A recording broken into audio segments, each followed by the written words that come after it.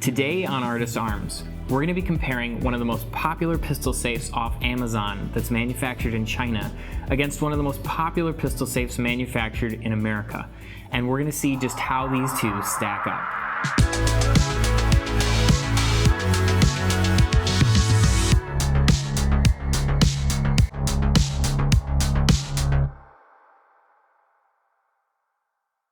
Okay, so this, at the time of my purchasing it, was the most popular pistol safe on Amazon. Last I checked, I think it's the second most popular now. This is the Onais. This is the Onais Iron.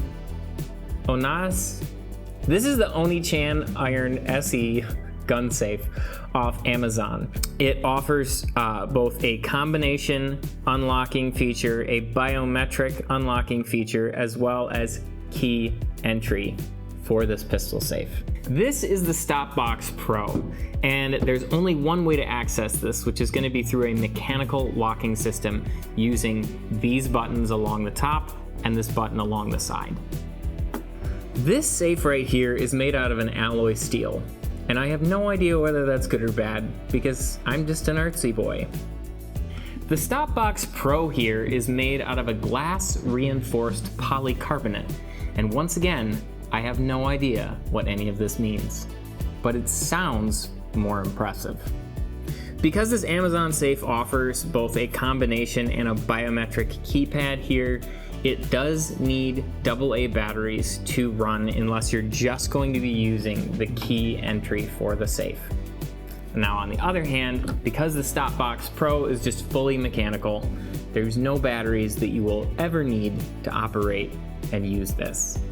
Obviously, there's some major differences between these two options, and one of the biggest ones is going to be price. I purchased this pistol safe for about $56 US off of Amazon. Now, this Stopbox Pro is more money, but I got a 2-for-1 sale on it for $160, so it ended up being about $80 to get this, where it's $56 for this one. So, right there's definitely a big leap in price. So let's see if it's worth it to spend more money on something like the Stopbox Pro. The first test in my mind is how easy is it to break into these safes? One thing I was curious about with this mechanical locking system is if it was possible to put a little bit of pressure onto some of the mechanical pieces here and feel for any catches of either a partial depress or a full depress in the buttons, basically to see if I could crack the code without knowing it. And so far, playing around with it, I've not been able to do that. And so the Stopbox definitely seems like it is going to be a good solution to stop anyone who is trying to get into it who doesn't know the combination. Now, like I mentioned before, this has both a combination and a biometric locking system, but it also has just keyed entry. For me, if I was going to try and hypothetically break into a pistol safe like this, I wouldn't be trying to hack the biometric system.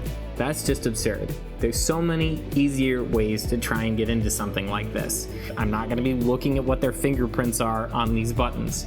It's way simpler than that, guys. There's keyed entry on this. That's the first place any criminal is going to try and go to open a pistol safe like this. So let's see just how easy that is. Alright, so I've got a lockpick set here, and this is one of the most basic rakes that's used for lockpicking. And I actually am not very good at lockpicking myself. I would struggle for probably at least 5 minutes just to get through my own front door. So let's see how long it takes for someone like me who's a novice to lockpicking, who has the most basic of lockpicking tools. Let's see just how hard it is for me to get into this safe. Ready? Alright, let's start the timer when I put the rake into the lock, and we'll see how long it takes me, okay? Ready? Go.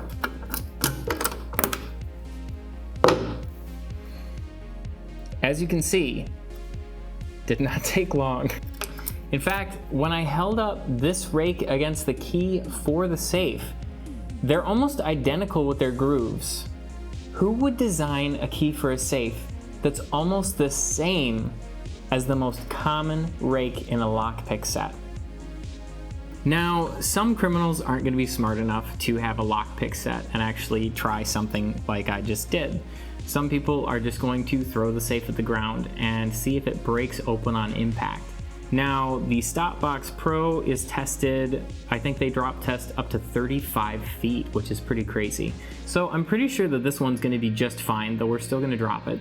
And we're also gonna drop this Amazon safe to see how it holds up. And we're gonna see if maybe this is gonna break open when it hits the ground. Let's find out.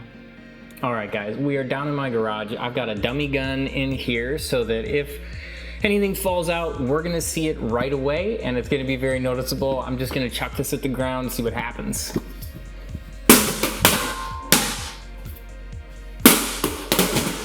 I can hardly tell that it even has had any impacts.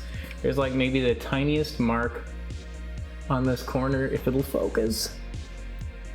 I'll chuck it a couple more times and then we're gonna switch out for the Amazon safe.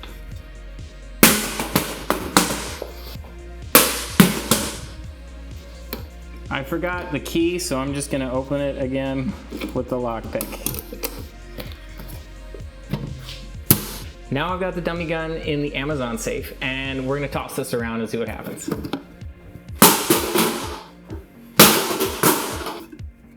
I don't know if you guys can see that on camera, but it is definitely starting to bend a little bit on the frame. Let's keep going.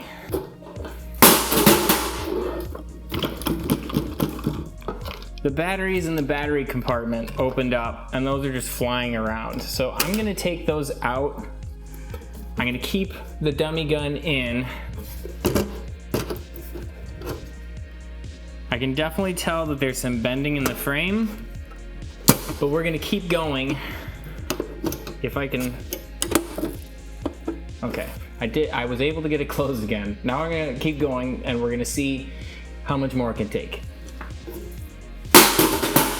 Definitely some pieces starting to come out right here. There's a lot of shifting and bending in the frame, but overall it still has kept the gun in the safe, which is good. All right, so as you guys can see, there's some pretty clear quality differences between these two safes. Now, I'm not sponsored by Stopbox. Nobody's paying me either way to tell you what I think you should purchase. I just think it's important to remember that sometimes when you get something for a bargain, you get what you pay for.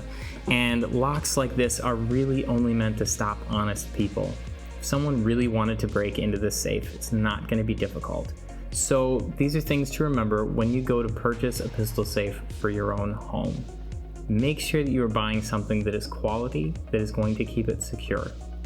As always, guys, make sure that you're continuing to learn and to grow and to train. I'll see you in the next one.